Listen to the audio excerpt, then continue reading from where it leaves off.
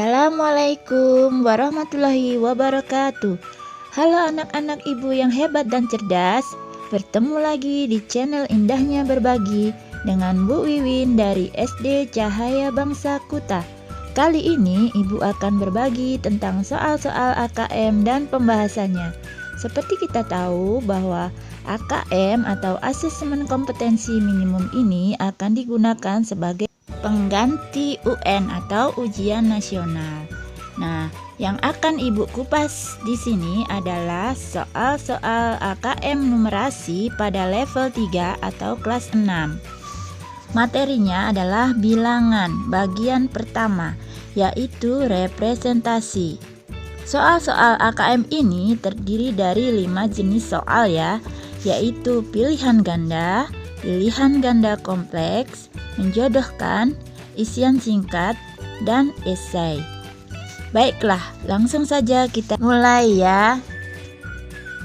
Untuk 4 soal yang pertama, kompetensi yang diukur adalah memahami bilangan bulat, khususnya bilangan bulat negatif.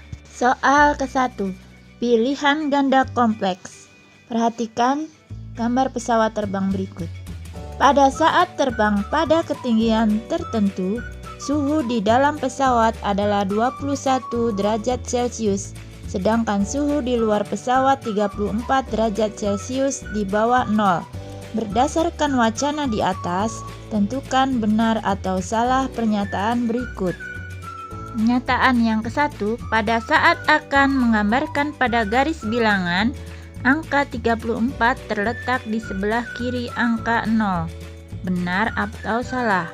Kemudian yang kedua, selisih suhu di dalam pesawat dengan suhu di luar pesawat adalah 13 derajat Celcius. Benar atau salah? Pembahasan. Pernyataan 1, pada soal disebutkan suhu di luar pesawat adalah 34 derajat Celcius di bawah 0. Artinya negatif 34. Jadi kalau kita mau menggambarkan pada garis bilangan, angka 34 berada di sebelah kiri angka 0. Jadi pernyataan pertama adalah benar. Pernyataan kedua tentang selisih. Jadi diketahui suhu di dalam pesawat 21 derajat Celcius, suhu di luar pesawat min 34 derajat Celcius. Selisih itu berarti yang besar dikurangi yang kecil. Jadi selisih suhunya adalah 21 dikurangi min 34 sama dengan 55 derajat Celcius. Pernyataan kedua adalah salah. Soal yang kedua, pilihan ganda. Masih dengan gambar pesawat terbang. Pada saat terbang pada ketinggian tertentu, suhu di dalam pesawat adalah 21 derajat Celcius, sedangkan suhu di luar pesawat 34 derajat Celcius di bawah 0. Setiap naik 80 meter, suhu udara di luar pesawat akan turun 0,50 derajat Celcius. Jika ketinggian pesawat naik 2400 meter, berapakah suhu udara di luar pesawat? A. Min 15 derajat Celcius, B. Min 19 derajat Celcius, C. Min 30 derajat Celcius, atau D. Min 49 derajat Celcius. Pembahasan. Diketahui suhu di luar pesawat sama dengan min 34 derajat Celcius. Setiap naik 80 meter, suhu turun 0,50 derajat Celcius. Pesawat naik 2400 meter. Penurunan suhu terjadi sebanyak 2400 dibagi 80 sama dengan 30 kali. Jadi penurunan suhunya sama dengan 30 kali 0,50 sama dengan 15 derajat. Suhu udara di luar pesawat sama dengan min 34 dikurangi 15 sama dengan min 49. Jadi suhu udara di luar pesawat adalah min 49 derajat Celcius. Jadi jawabannya adalah D. Soal nomor 3, masih pilihan ganda. Sekarang di Belanda sedang musim dingin dengan suhu 10 derajat Celcius. Setelah turun salju, suhunya turun 17 derajat. Suhu sekarang adalah A. min 7 derajat Celcius, B. min 10 derajat Celcius, C. min 17 derajat Celcius, dan D. min 27 derajat Celcius. Pembahasan. Diketahui suhu musim dingin sama dengan 10 derajat Celcius. Setelah turun salju, suhu turun 17 derajat Celcius. Ditanya, suhu sekarang atau suhu akhir? Jawab, suhu akhir sama dengan suhu awal dikurangi penurunan suhu. Sama dengan 10 dikurangi 17, sama dengan min 7. Jadi, suhu akhir sekarang sama dengan min 7 derajat Celcius atau jawabannya A. Soal nomor 4, uraian tertutup. Perhatikan gambar termometer berikut. Sekarang di Jerman sedang musim dingin dengan suhu min 7 derajat Celcius. Setelah turun salju, suhunya turun menjadi min 16 derajat Celcius. Berapakah penurunan suhunya? Pembahasan. Diketahui suhu musim dingin di Jerman sama dengan min 7 derajat Celcius. Suhu setelah turun salju sama dengan min 16 derajat Celcius. Ditanya, berapa penurunan suhunya? Jawab, penurunan suhu sama dengan suhu awal dikurang suhu akhir, sama dengan min 7 dikurang min 16, sama dengan 9. Jadi, penurunan suhunya adalah 9 derajat Celcius. 4 soal berikutnya, kompetensi yang diukur adalah menyatakan bilangan desimal dengan 2 angka di belakang koma dan persentase dalam bentuk pecahan atau sebaliknya. Soal yang pertama, pilihan ganda kompleks. Perhatikan gambar taman di bawah ini. Luas taman di halaman belakang sebuah rumah adalah 60 meter persegi. 1/6 bagian digunakan untuk kolam, 3/4 bagian untuk rumput dan tanaman lain. Sisa taman ditutup dengan batu koral. Tentukan benar atau salah pernyataan berikut. Pernyataan pertama, luas taman yang ditutupi dengan batu koral adalah 5 meter persegi. Benar atau salah? Yang kedua, luas taman yang ditutup batu koral lebih luas jika dibandingkan dengan luas taman yang diberi rumput dan tanaman lainnya. Benar atau salah? Pembahasan untuk pernyataan yang pertama. Diketahui luas taman sama dengan 60 meter persegi. 1/6 bagian untuk kolam, 3/4 bagian untuk rumput dan tanaman lain, sisanya ditutup batu koral. Jadi sisanya yang ditutup batu koral itu adalah 1 bagian taman penuh dikurang 1/6 bagian dikurang lagi 3/4 bagian. Kita samakan penyebutnya menjadi 12/12 dikurangi 2/12 dikurangi lagi 9/12 sama dengan 1/12 bagian. Sama dengan 1/12 kali 60 meter persegi sama dengan 5 meter persegi. Jadi pernyataan yang pertama yaitu luas taman yang ditutupi dengan batu koral adalah 5 meter persegi adalah benar. Pembahasan pernyataan yang kedua. Tadi sudah diketahui luas untuk batu koral 5 meter persegi. Kemudian luas untuk kolam berarti 1/6 dikali 60 sama dengan 10 meter persegi. Luas untuk rumput dan tanaman lainnya sama dengan 3/4 bagian dikali 60 sama dengan 45 meter persegi. Jadi pernyataan kedua yang menyatakan bahwa luas taman yang ditutup batu koral lebih luas jika dibandingkan dengan luas taman yang diberi rumput dan tanaman lainnya adalah salah, karena yang paling luas adalah yang untuk rumput dan tanaman lainnya. Nah, mengerti kan anak-anak? Sekarang beralih ke soal nomor 2. Pilihan ganda. Perhatikan gambar taman berikut. Luas taman di halaman belakang sebuah rumah adalah 58 meter persegi. 3/8 bagian taman digunakan untuk kolam. 1/3 bagian untuk rumput dan tanaman lain. Sisanya ditutup dengan batu koral. Luas taman yang digunakan untuk kolam adalah A. 7,25 meter persegi, B. 16,65 meter persegi, C. 21,75 meter persegi, dan D. 38,67 meter persegi. Pembahasan. Diketahui luas taman 58 meter persegi, 3/8 bagian untuk kolam, 1/3 bagian untuk rumput dan tanaman lain, sisanya ditutup batu koral. Ditanya, luas taman untuk kolam. Jawab, luas taman untuk kolam sama dengan 3/8 kali 58 sama dengan 174/8 sama dengan 21,75. Jadi, luas taman untuk kolam sama dengan 21,75 meter persegi atau jawabannya C. Soal nomor 3, uraian tertutup. Perhatikan gambar berikut.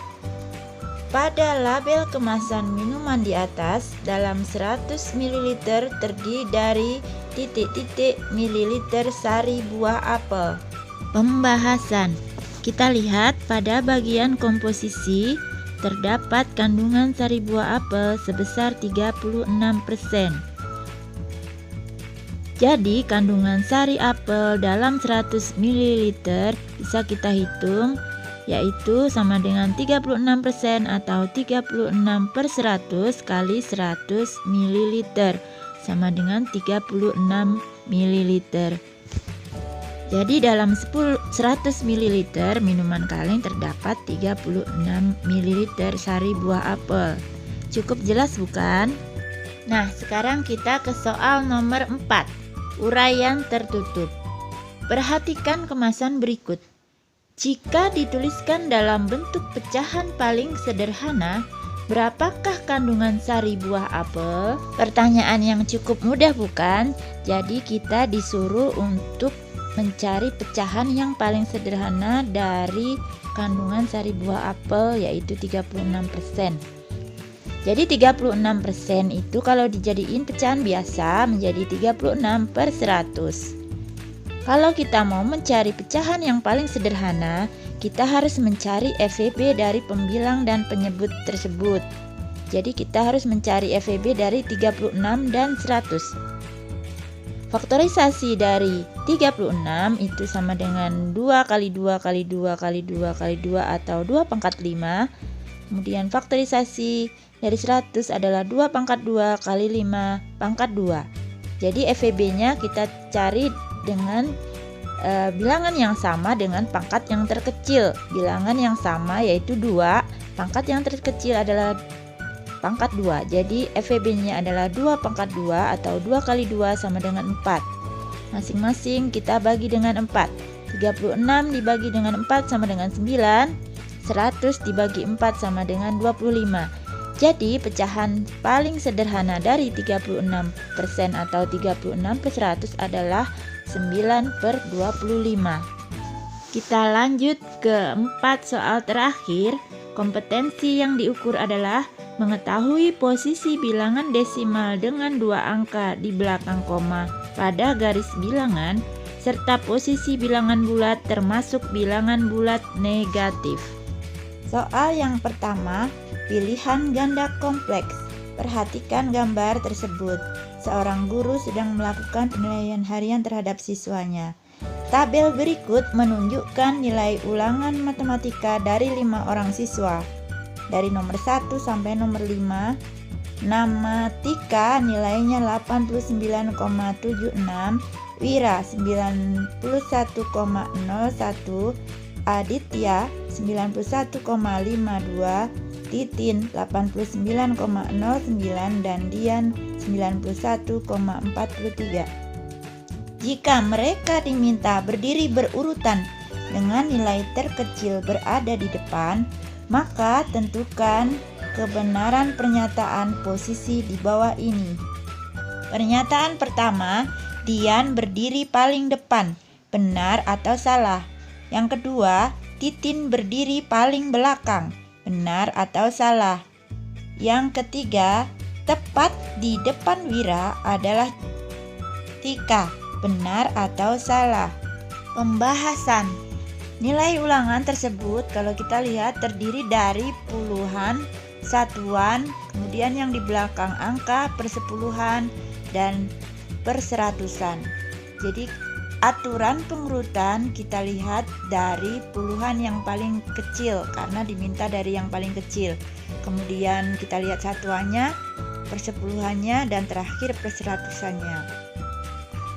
Jadi urutan nilai dari yang paling kecil adalah, dari yang paling depan adalah 1 titin dengan nilai 89,09, 2 Tika 89,76, 3 Wira 91,01, kemudian Dian 91,43, dan yang paling belakang adalah Aditya dengan nilai tertinggi 91,52. Sekarang kita lihat pernyataan pertama. Dian berdiri paling depan. Berarti pernyataannya adalah salah karena yang paling depan adalah Titin. Kemudian pernyataan yang kedua, Titin berdiri paling belakang. Jawabannya juga salah karena Titin dia berdiri paling depan. Kemudian pernyataan yang ketiga, tepat di depan Wira adalah Tika. Ya betul, di depan Wira adalah Tika. Cukup mudah bukan soalnya? Kita lanjutkan lagi ke soal berikutnya. Soal nomor 2, uraian tertutup. Tabel berikut adalah data daya tampung dan jumlah peminat beberapa jurusan di perguruan tinggi A selama 3 tahun terakhir. Di program studi ada daya tampung peminat tahun 2017, 2018, dan 2019. Program studinya kedokteran, hukum, komputer, elektro, dan matematika. Daya tampung dan jumlah peminat berpengaruh dengan tingkat keketatan program studi. Persentase tingkat keketatan program studi dapat dihitung menggunakan rumus daya tampung dibagi jumlah peminat dikali 100%. Semakin kecil persentasenya, maka semakin besar tingkat keketatannya. Pada tahun 2017, yang memiliki keketatan tertinggi adalah program studi ... Pembahasan. Tadi dibilang bahwa tingkat keketatan sama dengan daya tampung dibagi jumlah peminat dikali 100%. Kita hitung masing-masing tingkat keketatannya ya. Prodi kedokteran sama dengan 75/950 kali 100% sama dengan 7,9%. Prodi hukum sama dengan 80/1020 sama dengan 7,8%. Prodi komputer sama dengan 60/950 dikali 100% sama dengan 6,3%. Prodi elektro 55/750 kali 100% sama dengan 7,3%, dan prodi matematika sama dengan 40/510 dikali 100% sama dengan 7,8%.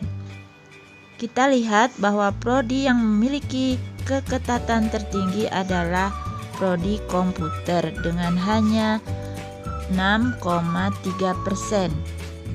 Artinya semakin kecil kemungkinan untuk diterima di prodi tersebut. Kita lanjut ke soal nomor 3, masih dengan uraian tertutup dan masih dengan pernyataan soal yang sama.